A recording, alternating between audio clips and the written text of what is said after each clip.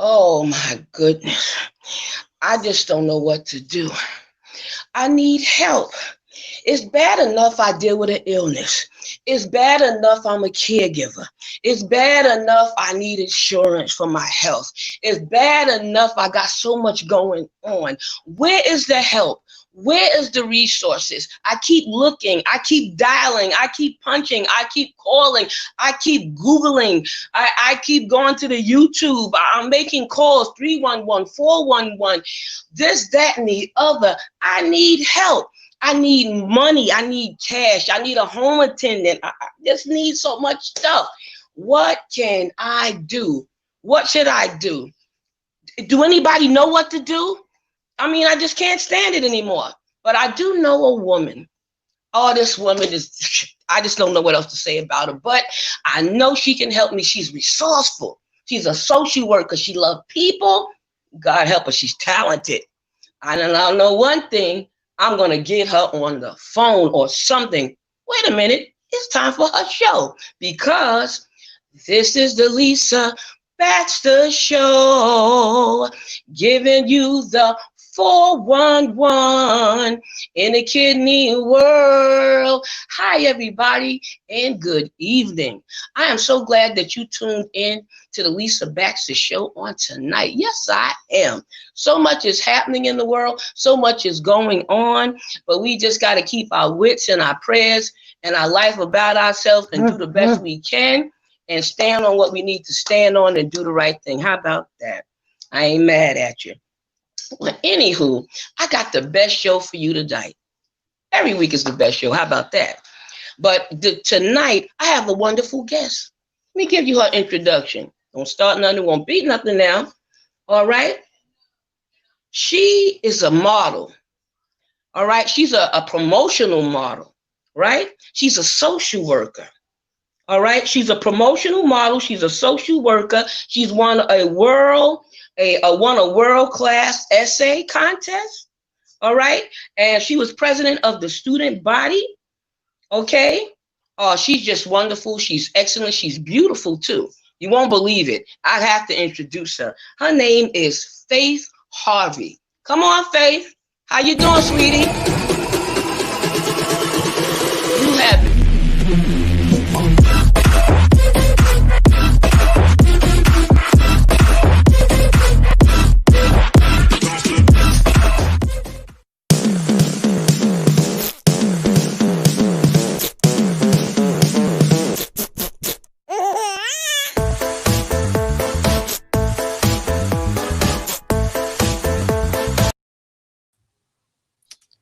Hello, everyone.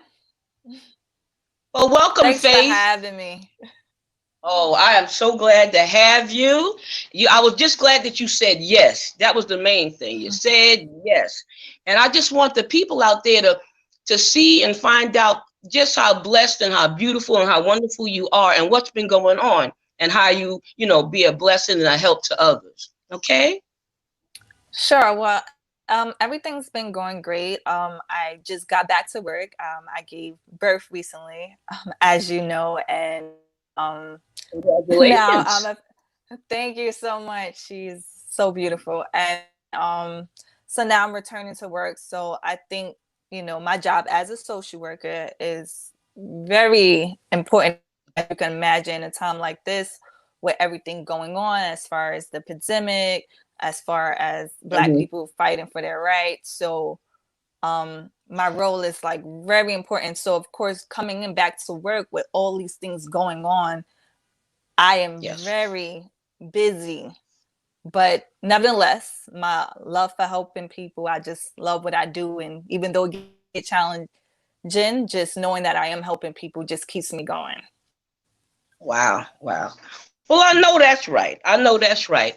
Helping people can be challenging, and you give it your all, you give it your best, you give it what you're able to give it. The first thing I want to ask you about, okay, you're a social worker. Tell me what a day in the life of a social worker is like. A day in the life of a social worker, especially what I do. So I am the lead case planner in the therapeutic department. So the day in a life it can vary. Like it can go from working in the office calmly to running a court to removing a child or finding a child at home to going to the emergency room to going to the prison. Like it can vary.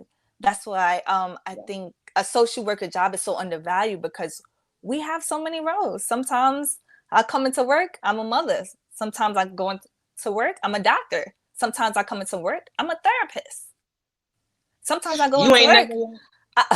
yes, I'm a lawyer. So like I just have so many roles. Like so it constantly changing, constantly switching. So yes, it's very different every day. Oh, sure. I'm sure. I'm a family social worker, and I've been a social worker for 24 years. And I deal with families. When I say the family, I deal with the whole family. So if the family consists of the mother, the father, and the children, and now grandparents are also in the home too, of course. So that's the whole family. So whoever have the issue or have a need, I deal with them.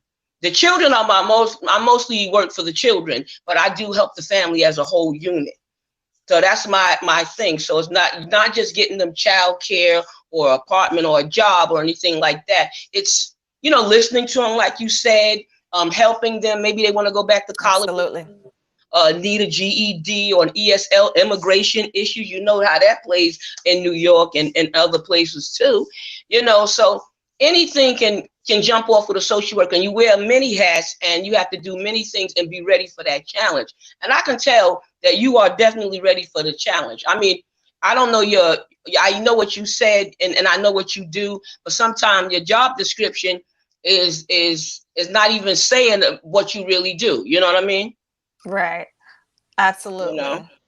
That's correct. Yeah. And of course with anything I do, I definitely put my best foot forward. And it shows in my work. Like just even when I first started this position, the constant promotions, it definitely like shows I really work hard. Sometimes I work even when I'm not supposed to be working.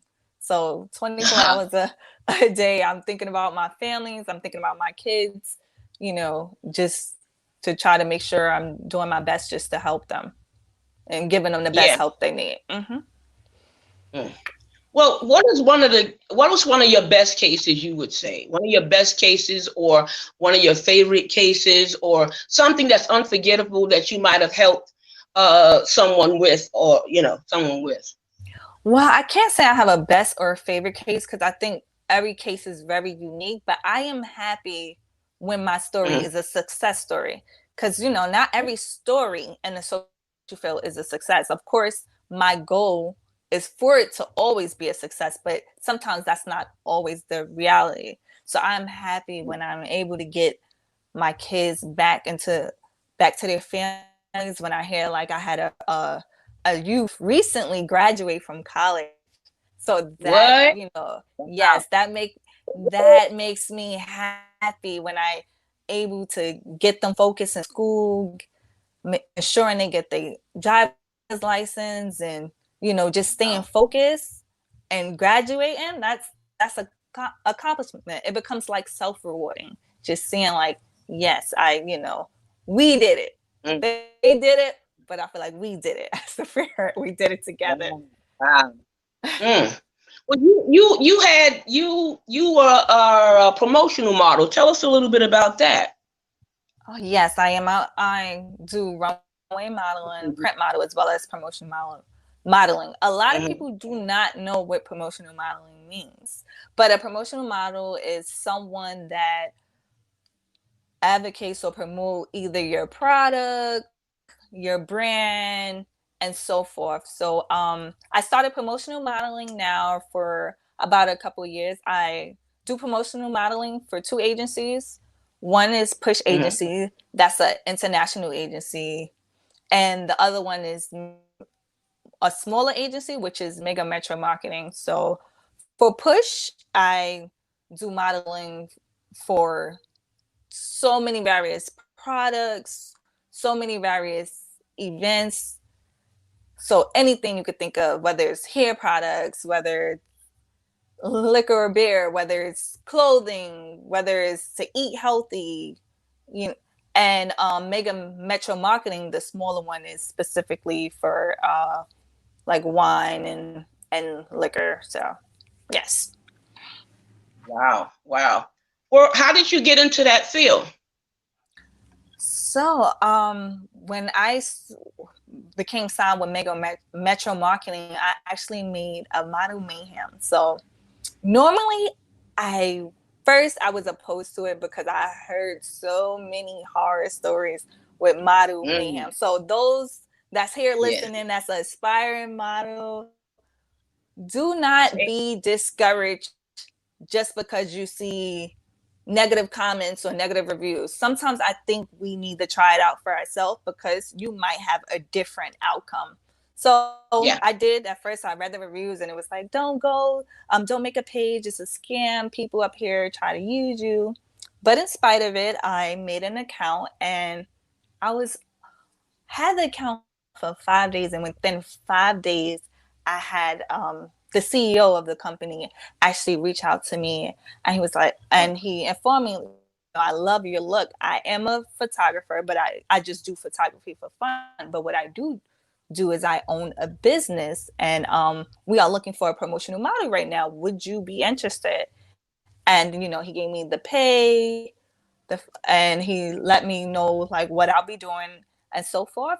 And I was like, yes, I'm interested. And it just worked out. And when I started with Push Agency modeling, of course, I do runway and print. While I was doing runway modeling, one of the other Mm-hmm. models had informed me about it. So I just I decided to make an account, and from there I just started booking like a lot of shows and a lot of events, and it's been a blessing. So I just thank God for just opening so many doors for me. Many. So Fantabulous. That's what I'm talking about. Yeah, you do got to take a chance because, I was doing acting since I was young and small and stuff. And I had real great producers and real great, and then I had the ones that stole my money and sold me a dream. So you got to know what you're doing. And you got to be careful. Some people don't have an agent or somebody to help them. You know what I mean? You do so many things yourself, sit in the headshots and what have you. But I'm glad that somebody told you about it that was credible and you were able to follow up with it. And despite the hype of the other thing, you still pressed through it and got something out of it. So I'm glad you pressed on and pushed. I'm sure you are inspiring somebody out there that might want to do that, or maybe heard a negative story that maybe want to change their mind now or see, what you were doing. right, So take a chance and take a risk. Absolutely. Wow, Use wow. wisdom, but sometimes I think we become discouraged just from the negative comments and the negative reviews. But sometimes you have to take that chance and take that risk because everyone's story is different. That's right. So, That's right. You never know which one is that one that God's going to open what door, because he's still going to open doors for you, and he have opened many for me, and some of you out there, he's opening doors. So get ready to walk through. Now you've been to college. You're a social worker. right. You're the top model. I ain't mad at you. You also used to be a dispatcher for an ambulance, right? Yes. Yes, Right. I actually have a long history of dispatching. Um, I Mhm. started. I was a police dispatcher first for about almost 2 years, and then from there I went forward to ambulance dispatching. And I would like to pay homage to police dispatchers and ambulance dispatchers because, as the work can be very stressful because sometimes you are working overtime, you are dealing with emergency cases. Yes. However, you just have to remain calm and just get the job done. So yes. Wow. Yeah, yeah. That's so true. That is so true. And I'm so proud of them out there, and they're doing their thing out there. You know what I mean? And, despite the risk, they're still doing what they have to do and still taking care of family at the same time. So they're really doing a lot, and my hat off to them. Yes, they're And, saving lives. They're the heroes. And even the right real one. now, like, because even when I was dispatching, it was challenging every day because, you dealing with a lot of emergency cases, whether it's health issues, whether it's violence. So even in that time, it was so crucial. So just imagine at a time like this with all these things going on, with a pandemic going on, with, the protests going on. So they are the real heroes that don't wear the cape. So definitely, Yeah. shout out to them. Oh, yes. Right Oh, now. yes.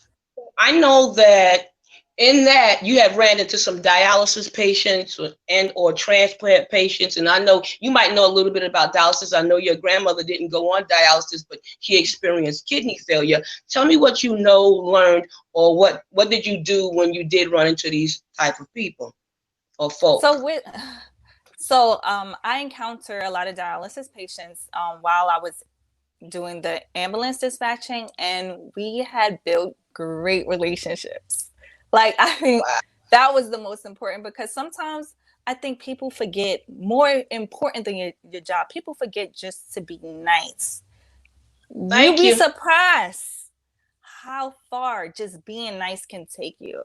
Like, just every person, every patient that I dealt with, just having a conversation with them about their families, telling them that you're praying for them, asking them just how they're feeling today, and just encouraging them it went a long way. So that is the thing that stuck out the most with working with the many dialysis patients that I had, because there were so many races, so many ages, not just because I know we think of dialysis patients just being the elderly, but no, there were young people that were regular dialysis patients.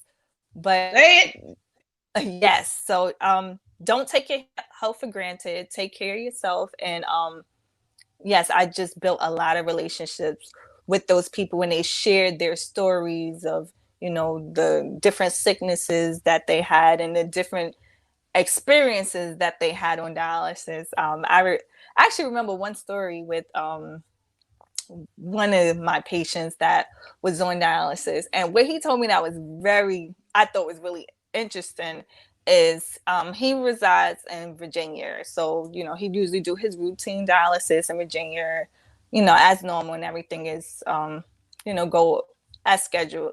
But he had informed me one time he was like traveling with his wife, and he went to Canada, and he did dialysis while he was out in Canada. And he told me it was a very different experience for him.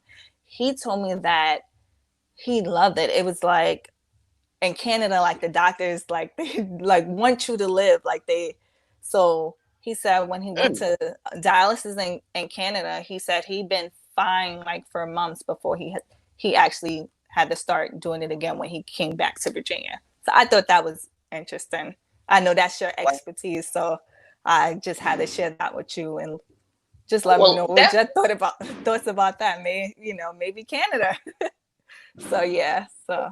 I even had dialysis in Canada. Mitch and I took a cruise somewhere, and around, and I had to get off the boat. They got boats now that do dialysis, but when we were going, we didn't know nothing about a boat. So when the thing where I was supposed to go messed up, I had to go to an emergency room in Canada, and they was the sweetest people that I ever met there. So kind to me and nice to me, and didn't make me feel like dirt for not having an appointment. They understood the emergency of it. I wasn't mad at them. Let me tell you, I never forgot them. I think I sent them a card and everything. Like Bishop always say, Archbishop Rockford, he always says, it's nice to be important, but it's more important to be nice. And I'm telling you, that nice, I never forgot it. And that was years and years ago. Right. Yep. That definitely goes back to what I said. Yes, I've heard they're really nice. Yeah. So, I know you came by modeling honestly because your mother, Carolyn Harvey, I'm telling you, she was a beautiful model, and she still can model and she still looks good at her age. I ain't mad at her. You know what I mean? So Yes, you that's talk my about inspiration. models in the family. You know, you got models all up in the family and everything like that. And Absolutely. you was always smart. You know, you were always doing well. Now, if you can tell somebody out there, whether it be modeling, well, you did tell us a little about modeling, but about being a social worker or even being a new mom or anything, what would you say to them out there to help them or encourage them before I end the show? See, I told you it wasn't long. No, that's absolutely fine. I think just in general, just being on the show, it's a few things I probably would like to say. One is definitely do not take your health for granted. One of the things that I was surprised that you didn't ask me, I thought the reason why you brought me on the show, because I actually had experience with my health as well. So I want to say, don't take your health for granted. Take care of yourself. Eat well. Build your immune system. Limit your stress. Your health is very important. So that's one thing. Secondly, which I had mentioned earlier, it pays to be nice. Be nice to people, because building relationships go a long way. Sometimes it's not about how good you can do the job. Sometimes it's not about who you know. Just being nice can really change the situation and change someone's life. And the social field every day, I deal with different clients. And sometimes the clients are not always happy. You know, they come in with their trauma and they come in with their experience, but just a smile, offering food. You hungry? Just that goes a long way. It helps them open up to you and relaxes them, and they listen. So that's very important. And the third thing I would like to share, which is what I also mentioned before, take risks and take chances. As I said again, like when I first made my account with Model Mayhem, there was negative reviews, and the average person would have been discouraged. But sometimes you have to go take that chance, because not every story, not everybody else's story is just story. So look, I made the account and I had a positive outcome. So take chances. Now, I didn't ask you anything about your health because that's not what you didn't mention it to me. So, you know, on the show, I try to let people, you know, be open. I like resources, and I like to show the profession. I like to show the whole person. So if I talk about the illness or anything else, what type of illness was it? You can say at least before. Yes, supraventricular tachycardia. So that a lot of people do not know what that is, and not even rookie doctors understand it. But it's when your heart rates usually between 100 to 300 beats per minute. So I was diagnosed with that, officially diagnosed at 26, but I had my first encounter at 24. Wow. Yes. Wow. Well, you look well. You don't look yes. you look sick. You always looked well. You carried the baby excellently. You know everything. So you know, and I know you are a young lady of faith. You know, we attend the same church. We run the same circles, and so I know you are a young lady a young woman of faith, and you got a tight relationship with God, and that I know that's Absolutely. good. Yes, thank God. And that's the reason why I look healthy and I look well. And I am healthy and I am well. Let me actually change that. But yes, so I thank God for that. And that time at 24, when I passed out my first time, and I was going to multiple doctors because they didn't know what was going on. They was telling me, "You're okay. It's just migraines." They gave me so many different diagnoses. It wasn't until I was 26 when I got my diagnosis. And going back to that, I do want to say, know your body, because plenty of times you can go into a doctor's office not feeling good, and and they may send you away. Do not let them send you away, or if they send you away, you go to another doctor that will listen. Yes. Your health is important. You so much know your body better than anyone else. Not a doctor can tell you what you're feeling and your symptoms. So I was determined to find out what was going on, because I knew I'm young and God has way more going for me. I wasn't going out at 24. I was going to find out what was going on. So as challenging as it was, as depressing as it was, and my family can tell you, it was a depressing time, but thank God, you know, believing and having a strong family and having a pray family, I kept going until I found out what was wrong. And then from there, you know, I was able to get treated and become better and be healed. So yes, thank God for going. that. Yes. It's important. You kept going. You didn't take no for an answer. I believe in going to another doctor. I believe getting more answers than one. Yes, and a second opinion. Mm-hmm. I would say you have a degree in what you have it in, but I have a degree in Lisa Baxter. I've known that body for 57 years. All right. I have a different degree in that, but the body degree, 57 years. Okay. But we can work together in this, Doc. I ain't mad at you. You know, any shout out to anybody I must in the show? Mr. Belcher has a show right after this, and I hope everybody tune in. Go ahead. Any shout out to anybody? Any? Oh, I'm sorry. Yes, I just want to give a shout out to my baby, my newborn princess. I love her, and a shout out to my family, and a shout out to you guys that's listening. Thank you for tuning in, and I'm Faith, and have a blessed day. Wow, wow. Well, thank you, Miss Faith Harvey. I appreciate you very much. Keep doing your runway thing. Keep doing the God thing too, and keep taking care of your body and the little schmookie. All right? So be good. I love you. I see you when the pandemic is over at church. But until then, I'll see you virtually. But much love and many kisses, and take care. All right? Thank you. Bye. Bye-bye. Well, guys, you heard it from the runway model that had something with the ticker going on. All right. So God saw her through like he can see you through anything that you deal with. All right. So take care of your body, get your resources straight. Much love to you. And I'll see you next week on with another great show. Good night. Good love. Farewell. Peace.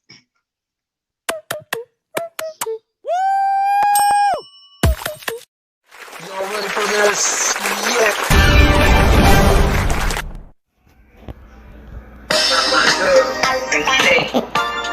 This is the Lisa Baxter Show, giving you the 411 and the kidney one.